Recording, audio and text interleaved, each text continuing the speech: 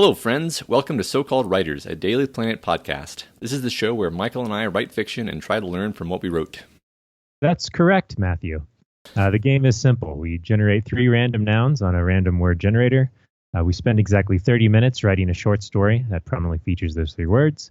And then we discuss the stories we wrote, and we try to learn something from the experience. And the most important rule, of course, is that we do it every single week. Isn't that right, Matt? That's the most important rule, and we're going to get into that in just a minute. But first, I want to mention today's a special episode because we skipped a week in terms of the podcast because I was at a conference. So this week, we're actually covering the stories from the last 2 weeks. So the first trio of words was Blade, Blanket, Emotion. And the second trio was Coliseum, Director, Skate. So Michael, I think there's a teachable moment to be had here. I think there is, Matt. I think there is. Because we knew we weren't going to have to do a podcast last week. And so we didn't write. We didn't write. And I think we both wrote both of our stories today, squeezed in last minute between. So you would think, this is embarrassing. And I thought about pretending that didn't happen. And then I was like, well, that's first of all disingenuous, but also this is exactly the kind of thing that we should be talking about on this show, because like the whole reason to have an exercise in a project like this is that it's actually pretty hard to make yourself grapple with creative things in general. And writing is a specific thing that's hard to do. It's hard to make yourself do. And that's why we're trying to do this. So when you're busy and you're either traveling or you got a lot of stuff going on, like it's the first thing you tend to deprioritize unless you have a weekly commitment. Exactly. And when I was traveling, I kept thinking like, being at the airport, that's the perfect time to do this. And the fact is that no, it's not. Like you don't even remember that you were supposed to do this when you're doing something like traveling. It's the kind of thing that's very vulnerable to disruptions in your schedule, especially when you're forming the habit. The skipping thing just like completely derailed my creative ability even today. I hate both of the stories I wrote today. But I wrote them just a couple hours ago. I don't know why I had just as much time as I normally did. I don't usually think about it too much beforehand, but it wasn't in the right writing mood or something. Yeah, no, I know what you mean. I mean, I think I feel like this is actually pretty useful to talk about too, because when we did the blog together, the first so-called writers blog, where it was just you and I writing stories back and forth to each other, the reason that derailed completely was that like you moved overseas and like it really interrupted your schedule and you stopped updating. And then I like saw that you hadn't updated in a while, and I just stopped updating. Like that was it. I didn't decide to. I wasn't like, well, I guess I'm quitting. I was just like a scissors snipped my motivation. So and that was after we'd been doing it for quite a while too. It was really kind of a mysterious thing to me how, like, knowing that you weren't like engaged with it just kind of made me not interested anymore. Which is right. It's kind of disappointing actually. Yeah, I mean when we were doing really good with it for I don't know, maybe a whole year. Yeah, I think it was at least a year actually. And we would sort of call each other like, every day that it was posted. Mm-hmm. We were excited to talk about it, and that was a big part of it being motivating, is that we wanted to have the discussions about it afterwards. And if you're just writing into the void and you don't feel like you're getting any feedback, then it's demotivating, which is why, we should be. I made the commitment to comment on people's stories like a month ago, but I haven't because for no excuse. But really, I would like to be. I'd like everyone to get some people appreciating their stories. Yeah, I actually have some comments. I spent a lot of effort on the feedback on the stories section of the podcast this week. So even if don't be afraid of the fact that we told you that our stories were written in extreme haste, because you can look forward to the part of the podcast where we talk about the user submission stories, and those are great. So let's I guess we both hinted that we both wrote ours very quickly, but I did have more details than that to share. So like the first one, I had challenged myself to like not think about it ahead of time and just like start the timer and then go. Okay. And I kind of think that shows in the story that I ended up with, but I'm not unhappy with it. It's just less of a story than it could be, in the sense of like having a beginning, middle, and end, and conclusion and everything. What actually, I guess I can explain where it came from afterward, but yeah, that's where that one came from. And then with the second one, between writing the first one and the second one, I took a walk, and as I was walking, I kind of formulated what it would be, and I had a pretty firm idea by the time I got back to my desk. So that was that was how I did that. I think there's there's like a sweet spot in the period of time that you should think about these things. Mm-hmm. And today, for me it was way too short, even though I've argued for not thinking about it too much. But I think really it was more, I knew I had to be somewhere like right at the end of the time, so I felt hurried, even though I gave myself the same amount of time as usual. It's just that usually I'll like write in the morning or late at night when I have nothing going on afterward, and I can just kind of do it in a relaxed feeling way. Yeah. But I've had to work it into my day today, and that didn't work out well for me anyway.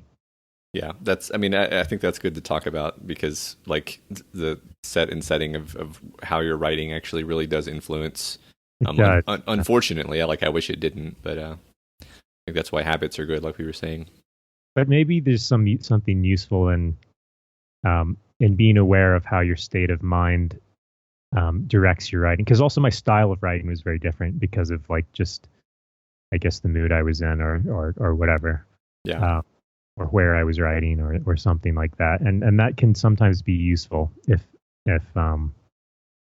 you need to write different types of scenes. Yeah, that's true. I mean, I've even noticed like I've cut way back on caffeine relative to when you and I used to live in the same place. And so like some days I'll have like an extra coffee and then write. And I'm pretty sure that influences my writing in the direction of being a little bit more frenzied. So. All right. Well, we got a lot of stories to get through, shall we? Yeah. All right, Michael, call it. Oh, I'm going to just have to go with heads again. All right. It's tails. Yep. It's failing you, Michael. It's failing. Gonna have to switch soon. Yeah. All right. So here is my first story, my Blade Blanket emotion story. I didn't actually name it. I think I'm just going to call it The Barber. Okay. My eyes flickered over the framed photos that lined the walls. Jesus, Jeff wasn't lying, I thought. The pictures seemed to be arranged chronologically. The oldest, in black and white, marched along the ceiling trim. The most recent clustered around the broad mirror set across from the padded swivel chair in which I sat. I recognized most of the people in the pictures. Clintons, Bushes, and Kennedys, a couple of famous CEOs. The ones I didn't recognize looked wealthy and powerful enough to be in the same league. Some of them gave off a distinctly Sopranos vibe. In each photo, there was another party. A man wearing a white apron, shorter than average, with a thin face and a dark widow's peak. Black-haired in the topmost images, gray in the lower ones, and white in the very lowest. Sorry to keep you waiting, a voice creaked from the door. The accent was as ambiguous as the man's ethnicity. I startled despite myself. There he was, as if stepping out from the most recent photo on the wall. He was stooped and ancient now, his face craggy, but his expression was identical to the one he wore in each and every photograph. I felt a strange constriction in my body, as if I were in the presence of an oppressively consequential man. Calm down, I thought. The emotion was intense and intrusive. What's wrong with you? He lifted the black sheet from where it rested on a folding chair in the corner and tossed it over my lap. It settled on me heavily, more like a blanket than the usual nylon sheet. He fastened it around my neck. He deliberately plucked his scissors from the counter under the mirror and approached me and set to work. He started to talk, and the blades snicked through my hair in a rhythm with his words. His patter was practiced like a magician's routine, observation flowing into anecdote, flowing into joke. I was disarmed in seconds, spellbound, hypnotized. Part of it was the release of tension that had built up as I sat waiting. Part of it was the simple force of his charisma. He never even asked what kind of cut I wanted. I was sure the haircut would look awful. It didn't matter. I had never been so entertained. I loosened up and started talking back, and he wove my input into the universe he was painting. I suddenly felt like I belonged there. I noticed the empty space on the wall near eye level. it beckoned room for one more. I was going to tell everybody about this guy. This is very very interesting thing to write a story about. And the first thing I'm curious about is how you were inspired to write it, if whether you had a particularly strong experience at a haircut or. So it's actually pretty blatant that I heard someone I know tell a story about their hairdresser who was described as like really well connected and really entertaining, and like there wasn't really a story. They were just kind of like, yeah, he's great, he's really great. And then I was so like struck by this idea of this barber who like acted like an old, mafia character and like knew everyone and like I of course imagined that he had pictures with everyone because that's how that scene would look. And then I kind of got caught up in like describing it and imagining all these other details, and I tried to inform it with my own experience of like being around people with a lot of sort of magnetism. Right. Well, what's cool about it is that like objectively he seems pretty unremarkable, but there's all of these things you put in that give him like the illusion of like it's all in this guy's imagination pretty much. Like the accent was ambiguous. The man's ethnicity, like it's just basically like he's exotic because he's from somewhere else. He didn't ask what kind of haircut he wanted. There's just like impressive photos on the wall, but nothing really to signify that he gives particularly good haircuts or anything. So I found that interesting, how this is really more about the guy getting his haircut building this world than the barber, at least when I'm reading it.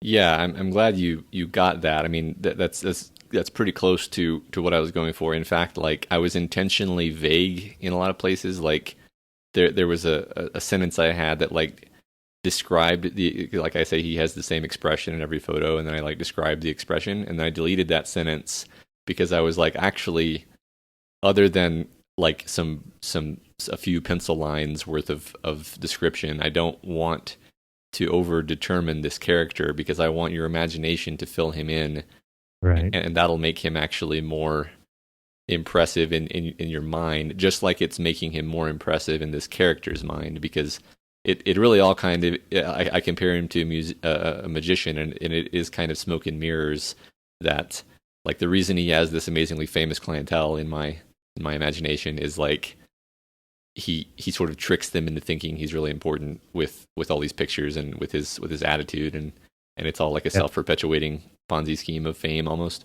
My imagination took it, and like maybe the barber didn't even he's not actively trying to fool anyone, but like maybe he cut one famous person's hair and they told this story about him, and then that influenced another person to come, and then because of the story that was told and because of just how like unremarkable this guy is, and like he doesn't, he's only saying things like sorry to keep you waiting, and then but like your imagination fills in everything else, and maybe just like the legend of this guy has grown out of nothing, and that's a cool idea to me, whether or not that was exactly what was intended. Yeah, I like that interpretation a lot, and I actually like that so much that I'm going to pretend that's what I was going for. Like I think it's interesting how your your own failings and what you're attempting to do can actually be turned into something useful, though, because like as I kind of got to the middle part, I realized I had been planning to actually write the dialogue, and then I was like, oh shit, that's actually gonna be really hard. Like I can't just slip into writing what I have portrayed as being incredibly entertaining dialogue that would make like world class famous people seek this guy out. So I'm just gonna describe how like it's like a magician's patter, and it makes you feel a certain way. And then I was like, actually, that's better because the whole point is that it's almost like supernaturally compelling, and then I just let your imagination kind of fill it in, and that works better in the end. Yeah. And I think the last line works well with the interpretation too. I'm going to tell everyone about this guy. Yeah. Yeah. Right. Because it's like the virus is spreading. Right. Yeah. That's interesting, because I do agree that you could read it as like he does this intentionally or not, and it works either way. Yeah. Okay. Yeah, I don't think I have anything else to say about this. Um, so we Cool. can move on to your story if you want. Let's move on. We've got a bunch of stories here. Okay. Okay. So I titled this story Michael's Crappy Story. Okay. What emotion am I expressing right now? Juliet puffed up her cheeks and stuck out her tongue, wiggling it back and forth. Emma sighed, rolling her eyes. I don't know. I give up. Anger? No, silly. Juliet belly flopped onto the bed next to her friend. Sadness. Emma shook her head skeptically. No, I think that was anger. You're really bad at this. Juliet kicked her feet back and forth in frustration and buried her head in the blanket. Gah, this is so frustrating. When are we ever going to use this in real life? Why does it matter what emotions people have? No idea. Emma swiped across her smartphone screen a few times just because. It's like so not relevant. Hey, did you get number 6 yet? Juliet scrunched up her face in disgust. That one was like so confusing. What was the first step again? Cut a piece of paper in half? Emma pressed the side button of her phone and then turned it sideways. Yeah, but like it doesn't say how to cut the paper in half. Like, do I use a razor blade or like an eraser? Juliet pondered this question. I don't think erasers cut things. Aren't they like super soft? Emma rolled her eyes again and spun her phone in a circle. Oh my God, how would I even know that?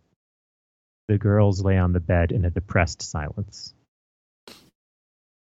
I mean, so this is pretty. It's pretty intriguing, and it's interesting because like my brain actually took it in a direction that I'm not sure if you intended at all, but I'm going to tell you what it was anyway because that's kind of the point. Is like at first I thought this was like a dystopian future where people had to be taught how to express emotions, and then I kind of lost confidence that I was right about that when it came to the question about cutting the piece of paper in half.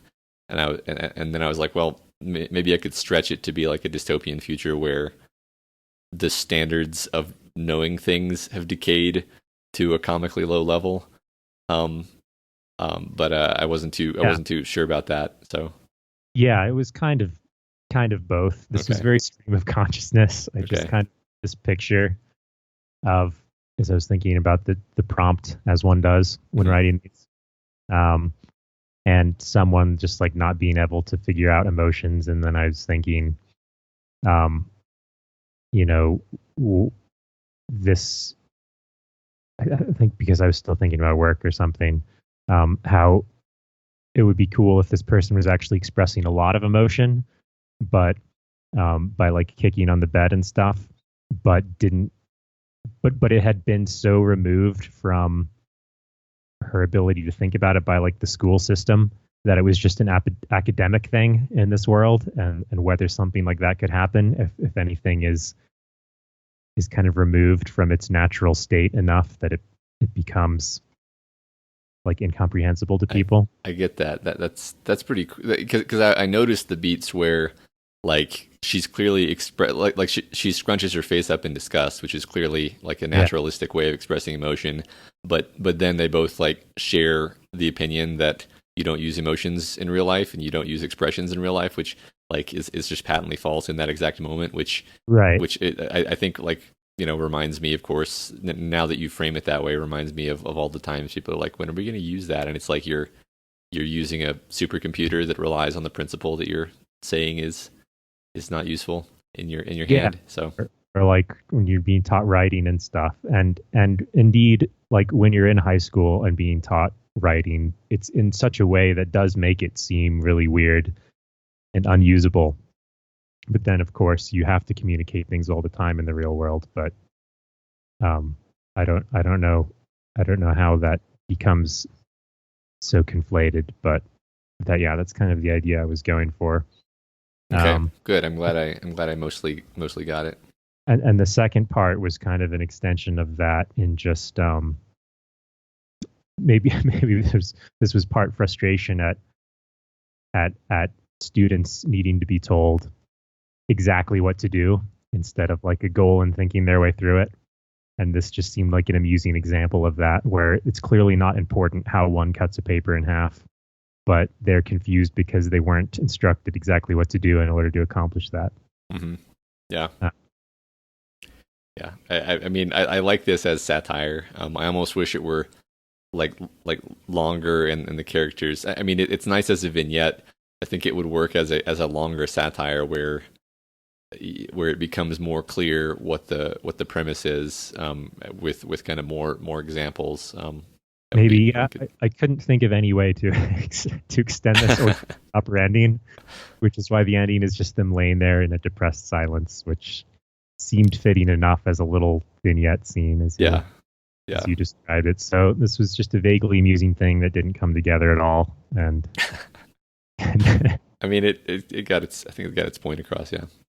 Yeah. But I have very little else to say about this, I think. Yeah, we can still learn from the things we're not happy about. That's very true. All right, I'm just gonna go ahead and read my next one now. Go for it. It's from, so just a refresher, this trio of words is Coliseum Director Skate. I didn't name this one. I don't really have the energy to name it right now, so I'm just gonna start reading it. The creature standing over the 5 combatants was human-ish, but a half step further along the evolutionary path through some forbidden abyssal door. It spoke through the gnarled apparatus, its voice a snorting croak, but the twisted black aperture turned its words into distinct word streams. One of those streams was English. You have arrived at the Coliseum. Test yourself against the greatest warriors across all ages. Beyond the person thing, the bleachers stretched up into the not sky, non-Euclidean and nauseating to look at, not ever quite terminating, but attenuating in the infinite distance at cyclopean peaks. The endless stands were packed with endless silent watchers, some of them close to human, some not. "Aw, heck, aw, geez," muttered Lucy. She quickly assessed the field. The arena was a mildly concave disk, difficult to judge in size due to the newly questionable nature of space and time. Across from her, arranged in a loose circle, were a samurai, a gladiator, a knight, and a soldier, probably from one of the world wars. Each had a weapon in hand. Lucy looked down at herself. Knee pads, elbow pads, wrist braces. She touched her head. Helmet. No weapons. "Hey, G.I. Joe," she called out to the one with the buzz cut and the forest green flight suit. "Truce?" "American?" he responded. "Heck yeah," she shouted back. "Sounds good," he said coolly.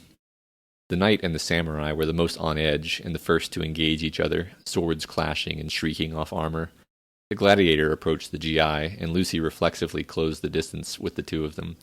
When she started to move, the other combatants paused to watch, and then it occurred to her. She did have weapons, the 2 roller skates she wore. "Any idea what's going on, fella?" she called out to the soldier as she zipped by him. "Not a clue. I was in my P-51 setting an ambush on a wing of Zeros, and then I was here." He stopped speaking to snap off a pistol shot at the approaching gladiator. The shot went well wide. "Come on, fella," Lucy said, dipping into a steep turn that caused her to cut a path between the two of them. "You can't expect to beat Hirohito if you can't shoot straight." "I'm a pilot," he said by way of explanation. The gladiator was circling in on the pilot, tacking to keep Lucy in his line of sight, but it became more difficult as he got closer to the American, hefting his gladius menacingly. He lunged and swiped at the pilot, who frantically dodged. The tip of the blade caught at the soldier's backpack and ripped across it. His parachute dropped to his feet in a lump. As the gladiator drew back for a follow-up strike, Juicy juked and accelerated into the blind spot created by his horned helmet, slamming her shoulder into the middle of his unprotected back. He went sprawling almost comically, flipping completely over, cracking his head against the obsidian floor. She used the exchange of momentum to alter her trajectory, not wobbling in the slightest. "A pilot," she said, "and they didn't let you bring your plane?" "That wouldn't really be fair," he said, deadpan. The samurai was pulling his katana free of the knight's cranium and helmet. The 2 brain-protecting shells had come askew when the blades sheared through them, so now the weapon was stuck. He seemed to notice the 2 Americans watching and abandoned the sword in favor of his wakizashi, drawing it on them. The pilot glanced at her. "And what are you supposed to be?" "Roller derby champion 5 years running." Her eyes narrowed, deadly serious. "I'm the greatest warrior of my age." "Fair enough," the pilot drawled. The samurai charged, screaming, obviously heading for the pilot. Lucy buzzed by the pilot, snatching up the wadded parachute and let it trail out behind her, then sharply looping around the samurai, tripping him and efficiently tangling him in the cords and bunching fabrics. The pilot walked up to the samurai, where he thrashed and, with some amusement, fired a single warning shot into the floor next to the man's leg. The samurai glowered up at him through his demonic mask, but stopped struggling. The tortured voice from above them spoke. Continue the contest. Only one may remain. The director has spoken. Lucy finally slowed to a stop beside the pilot. The two standing warriors looked at each other, then at the pseudo-human perched above them. Come down here and make us, Lucy said. This was an interesting absurdist take on like a Hunger Games situation. But what really stood out to me was like your language in the first few paragraphs, especially, where it seems as if you feasted upon a thesaurus before you wrote it to good effect, not in a gimmicky way or anything, but there's several great lines like forbidden abyssal door, gnarled apparatus, snorting croak, twisted black aperture, all great imagery. I like the not sky way of describing the sky, non-Euclidean and nauseating to look at, and not quite terminating. This is pretty awesome language. Yeah. So like part of the reason why I kind of overindulged with the language was because I was setting up the contrast of the characters being sort of aw shucks. Yeah. And like that being sort of a jarring element on purpose, where like you basically, I mean, I was essentially trying to make you think you're in a Lovecraft story that's like really self-serious and grim. And then I introduced the protagonist as a roller derby chick. Actually a lot more playful. Yeah, I definitely got that effect with the first line of ah heck, ah geez. And then later as I read through it, I thought that maybe that was also perhaps like a clue to maybe she's like from the 60s or something, 50s or 60s, or did you have a time period in mind? I didn't really like, so where that comes from, honestly, is there's like one Facebook friend I have who's a roller derby player, I suppose. I don't know what the word is. And there was a period of time where she was really into it and posting all these pictures of like horrible contusions and injuries that she was like giving and receiving. Okay. And I was like, oh my God. And so like, I think the genesis of all this was the idea of like a gladiatorial combat in a Coliseum, and thinking like, actually like roller derby sounds pretty violent. And then that kind of clicked together into like, what is a roller derby? I mean, see, I intentionally did not look this up at all, because I was like, I think this will be even funnier if I just completely mischaracterize it. But I think it's basically like racing with roller skates. Yeah. But it like apparently gets pretty violent. Interesting. Not sure why. Not sure if that's part of the game or if that's just people crash. What an interesting thing to exist. Yeah, but like once I had this idea of like all these ancient warriors who had never seen roller skates before being owned by a girl on roller skates, I couldn't let go of that. Yeah. Yeah, it was good. There's lots of little amusing moments. I don't know why, but I kind of got a kick out of the like first thing the soldier asking is like, "Do you American?" Yeah. And it seems really in character. And I was pretty happy with the pilot character. Pilot character is pretty good. He's obviously he's pretty laid back, pretty accepting of what just happened. He's just like, oh, I guess this is where I am now. Yeah. Right. I like that. I'm a pilot, he said, by way of explanation. That's a good way to look at that line. Yeah, I mean, so I think in a way this was kind of inspired by some of your stories, where you've made like very entertaining stories that were fully just like silly, and that doesn't stop them from being just as entertaining as anything else, obviously. So I was like, I'm gonna loosen up on the seriousness. In fact, I'm gonna completely make it sound absurdly serious, and then I'm gonna give that tonal whiplash like I talked about, and just make it a fun little tale that absolutely, like I have absolutely no idea what's going on here, by the way. Like I don't know who these aliens are or where this would go after this point. Doesn't matter. Yeah, it doesn't matter, exactly. Fun little tale. Yeah. Yeah. I was pretty happy with that considering the time constraints and everything. So Yeah, I think it was successful on a lot of levels. And your language, you have some great sentences, even though those are just kind of setting up the tonal shift. They still work really well on their own. And then you have a good tonal shift. It's written in a good way that you can imagine what's going on, and you're enjoying it. yeah, I guess the last thing I'll point out is like I was happy with the language choice of like every time the roller derby character does anything, she like zips or buzzes and trying to give this like sense of her like constantly moving in this very kinetic way. Gotcha. So yeah, I think that comes across. Yeah, that's all right. Yeah, I don't have anything else to say about that. Okay. Well, my other story is called Michael's Other Crappy Story. All right, I'm excited about this. The director frowned. Everything was wrong, and wrong meant lethal if you were performing at the Emperor's Coliseum. After each show, the director would nervously await the crowd's judgment. Thumbs up meant he lived and could perform another day. Thumbs down, and well, he didn't want to think about thumbs down. Ed, the vandal slave, leapt high into his double axle, but couldn't stick the landing and ended up spinning across the ice on his sequined rear.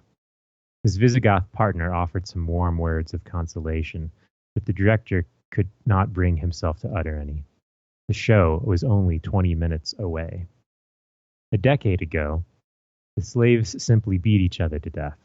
Those were the good old days, days when the consequences of failure were entirely on the shoulders of the slaves, not the entertainment director. Nowadays, it was all about the choreography and the song and dance numbers. And on ice, too. Barbarians weren't exactly known for their skating prowess. This is such a stupid concept, the director's assistant uttered to his boss. I have no idea where you're going with this. The director sighed. You're right, Dave. I'm relying solely on the absurdity of this premise. After that, there's nothing. The two men stood in silence, watching the burly, heavily bearded barbarians twirl and pirouette about on the ice. Nothing at all. Oh. I was sort of making a meta commentary here. Yes, well, I detected that. Essentially, it's all you pulling the ripcord in such a way as to do it with some humor. Which is fine. I mean, I think we should probably say like a lot of our old blog so-called writer stories were kind of like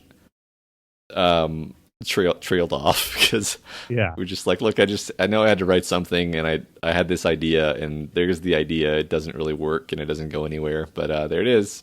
I just realized this idea is bad. Oh well. Yeah. Oh well, I already wrote it, so yeah. And honestly, like the task is to do 30 minutes of writing a week. The task is not to like make sure it's good because that puts pressure that is not helpful. It does. Yeah, and I've been pretty happy with most of my stories since we've been doing this. So this one was disappointing to me because I didn't keep it up, but really my previous stories were I just kind of was on a good streak there, and I shouldn't put any weight on the quality of these things. Yeah, I agree.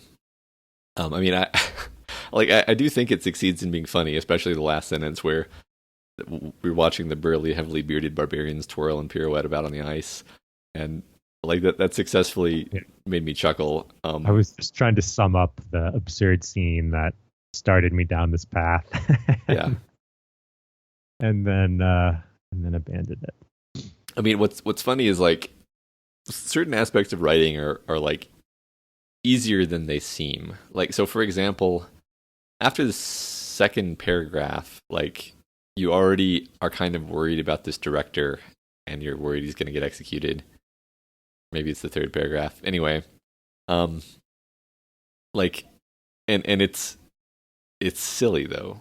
So like the fact that you successfully invoke that emotion despite it being self-consciously silly just kind of shows how easy it is to pull these levers in human brains by setting up a character in a situation. You automatically invoke those levers. Yeah, that's true. Um, Like I was always impressed. Like just I mean I've had a lot of experiences with writing like collaboratively where the story like is like a collaborative story. Like we did that one time on the old blog. We've done it like in person at like parties where people will just like pass around a piece of paper and like add a sentence. And right. so like clearly the story is in no one's head. Like no one has any idea what's quote unquote really happening, because there's not like one mind driving the story. It's just sort of culminating.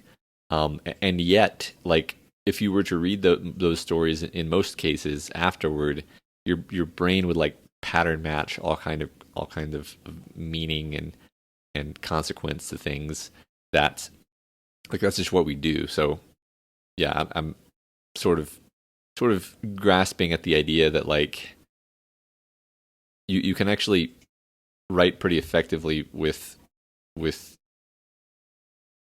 kind of broad strokes if you know what you're doing, I guess. Yeah, yeah. We're just kind of pulling at patterns here. And, Yeah. I don't. Not sure if I was being clear there, but no. I don't know what I was doing with this. But well, it's kind of you to point out that parts of it were effective. yeah, I mean, like I said, you can always learn things. So yeah, I think that's we can talk about the subreddit stories now. Mm-hmm. So yeah, so first we'll do the stories from Blade last blanket. week. Yeah, Blade Blanket Emotion. The first one was from I Am Not Faust, and I think this is the first time this user has submitted. So actually, this is Good Sir Satanist with a different username. Yeah. Okay, I see. But I was going to say I hope they continue, because I enjoyed both of the bits of writing from this week and the next week. The story was about a girl who's kind of hallucinating, or on, I don't know what it's saying. I guess is the would be a term that hopefully won't offend anyone. Yeah, or she's having a drug reaction, which may or may not be related to having mental illness. Yeah, I'm not sure. But she's carrying around a knife, and it's unsettling. You think that she might stab someone. But what I really appreciated about it was kind of like the pacing, how the sentences were used to kind of keep you on edge. Yeah, I liked it. It felt like a sleep paralysis nightmare to me at first, like a very like it really pushed those buttons in my brain and kind of reminded me of those terrifying nightmares. And I really liked the line, it was red with green blood, which stands out as not making sense, but and tells you that something is off about the situation. Right. Yeah. And it works too, like because you're thinking of that later when you kind of realize what's going on. The next story from Ren Roby. This is I thought this was really delightful, and so first of all, like I love the format of having it be like basically it's the story is basically a wedding toast, interspersed with various people trying to interrupt the wedding toast because it completely goes off the rails and becomes awkward and offensive. And I feel like it's darkly comic, actually. Like if this were like a movie, you could either shoot it as like really sad, or you could shoot it as a comedy with like the speech continuing despite all these different characters trying to stop it. You can imagine it, like a scene from a comedy or something where there's several little things going on at once. Yeah. So I wasn't sure if the tone was supposed to delight me, but like I could kind of switch the lens between it being funny or being sad, and I liked that it worked on both wavelengths. Mm-hmm. Yeah. So the next one from Fawn Mod, it was actually called University Avenue, and I don't really know what to call this kind of writing. It's like a the writer mentions that um, that basically the style of it is supposed to like be like something that could be an introduction to a larger work, even though I don't think that implies that he had a larger work in mind necessarily. I think that was just kind of the style he was going for. So it doesn't have any characters. It's kind of like the ruminations of a mind on a topic. It's not even really fiction so much as like a riff, I guess is what I might say. This is uncharacteristic, or not Von Maud's usual writing style. Yeah, but still frustratingly brilliant. Yeah, yeah. I just wanted to read this sentence. So yeah, well, what it's about is like it's about the concept of every university having a university avenue, and like what that means. I just wanted to read this sentence.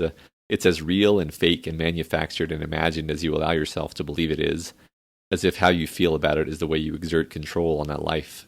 Terrifyingly, you steer, and you're sure as hell steering. That doesn't really mean you had any say in where they laid asphalt for University Avenue. Yeah, I like it a lot. Yeah, I want to know what Daniel was thinking. Yeah, me too. Okay. And Bartianite. Bartianite. Yes, this is a extremely tragic story. Beautiful story. I like the beginning bit is about some woman who is a mother and is cooking something and takes a lot of pride in her cooking, and she's cooking for her daughter Susie, but then it's revealed that she's actually an old woman in a wheelchair with Alzheimer's who's being taken care of by her daughter, and it's very sad. Yes, it is very sad. It reminded me of a bit of so-called writer's lore, which I want to bring up if that's okay with you, Michael, since you wrote this story that I'm going to reference. Yes. Michael wrote a story a long time ago called "Once More with Feeling," and I'm just going to describe it. So like it starts out with like a fictionalized version of me waiting, like playing chess with someone and waiting for Michael to arrive so that we can start writing together. And it's like the future, and in this future world, this fictionalized version of me and fictionalized Michael have been like, ridiculously successful, like to a comic degree, at writing, and then it kind of becomes clear in this like heart-wrenching moment that it's actually just me in a nursing home with Alzheimer's thinking that Michael's going to come, but actually like the thing that I'm holding on to that I think is like a futuristic iPad is actually like a notebook from Michael who is now dead and is begging me to finish the book that we were working on, and it's obvious from the story that I never did and that I never will. And I don't know if I'm doing it justice in this description, but at the time it was like completely devastating to me, and it like cemented my conviction that we would never stop like trying to write no matter what. It was very successful, and I would call this a life-changing piece of writing without any irony at all. Yes, I'm very happy to. Thank you for saying that. But it's definitely also going to bite us in the ass when, if we get really old and have never published anything. Yeah. Then we'll go back and read it and be like, oh wow, we never accomplished our dreams. Yeah, it'll be exactly as tragic as it could possibly be. Come true, and that would be the worst thing. Yeah, right. Well, but we're not going to let it, Michael. I guess not. So the next stories, the Coliseum director skate stories. So from Ratchet Towns or Ratchat Owns, Reddit usernames. It's called Human Resources, and I really really enjoyed this device. Like this may be one that I attempt to like not steal, because it may inspire me to do something similar because I liked it so much. So the device is that there's like two threaded together stories where it'll give you like a few paragraphs from from one story a few paragraphs in the other, and then you're back to the first, and then you're back to the second, and you're wondering the whole time how they will connect. And even before they explicitly connect, you notice kind of the parallels between them. And then when it does explicitly connect, it really pays off. And basically, like one of the characters seems like he's like a wealthy family man, but like he's really like disillusioned and kind of depressive, and you're not sure why. And he's like getting ready to go to work, and the other one is like some sort of like modern day blood sport gladiator who kind of hates his life and like is on the verge of death. Like basically, it's like a lethal sport, and he's convinced he's going to die. And I don't want to spoil the moment where it kind of comes together at the end, because I think it works really well, and I just would rather people just read it actually than spoil this person's cool moment of their story. Yeah, I agree with you. I liked the switching back and forth, and especially because it was between a named person and a number, and you can kind of see they go together somehow. Yeah.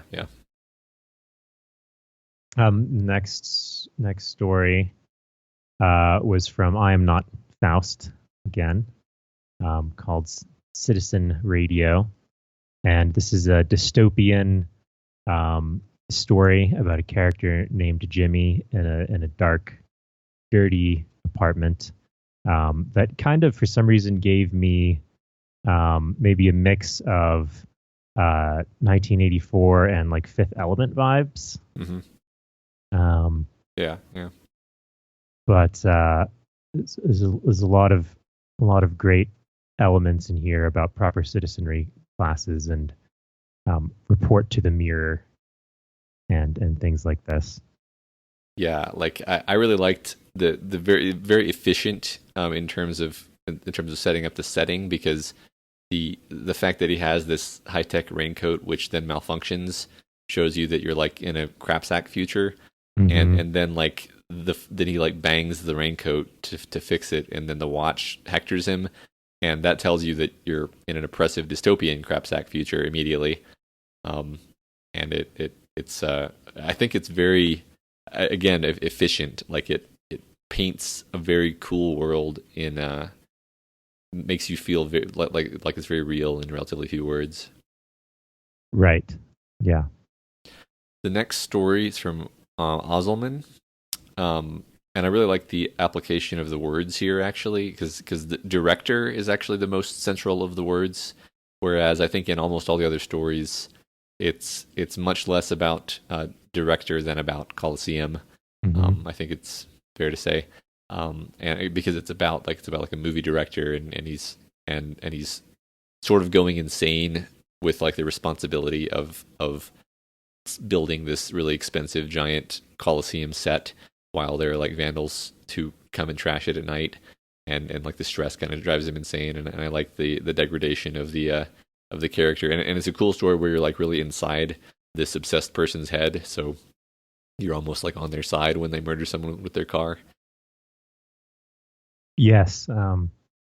Yeah, you can tell that the director kind of you get his kind of the care he's taking with the set design and everything, and how upset he is when the boy comes by. Yeah. And then finally from Renrobi again. So this is a really cool little story about like a tour director at the actual Roman Coliseum, which I think this is the only story that actually references the actual Coliseum in Rome. Yeah, it's a great take on it too, instead of like focusing on the historical, like actual gladiator being there. Yeah. To have a tour director. Right, yeah, and so like I thought it was cool because it would probably still be a pretty good little vignette if it was just a story about the tour director at the Coliseum and not anything else. But then it like is a creepy ghost story, because there's like her job is to go to the Coliseum every day, and every day she has to see the ghost of Gladiator kind of like creepily looming over everything and trying to talk to her, and she just ignores it. And I also really love that the ghost basically like just keeps repeating himself. Which is for some reason extra creepy to me. Like it's way more creepy that he just keeps repeating himself than it would be if he was kind of trying to like persuade her in a intelligent way. Right. Yeah, it's the kind of thing a ghost would do. Yeah, In exactly. a way that's not very effective to whatever end the ghost has, but is effective to being creepy. Yeah, yeah, totally. Yeah, awesome. Those are fantastic stories. We're not gonna we're not gonna screw up again next week, Michael. gonna write gonna write on the weekend, Yep, usual manner, yep. I and will. it'll everything will be okay. Everything will be fine. Back on the horse. All right. So that wraps up our show. Michael, let's spin the wheel and find out what our words for next week's story are going to be. All right. The words next week are anywhere, blossom, and disadvantage. Anywhere, blossom, and disadvantage. Awesome. Yeah. Getting some images. Cool. All right. You can post your own story submissions to reddit.com/r/so-called writers, and we look forward to reading them. And we will see you guys next week.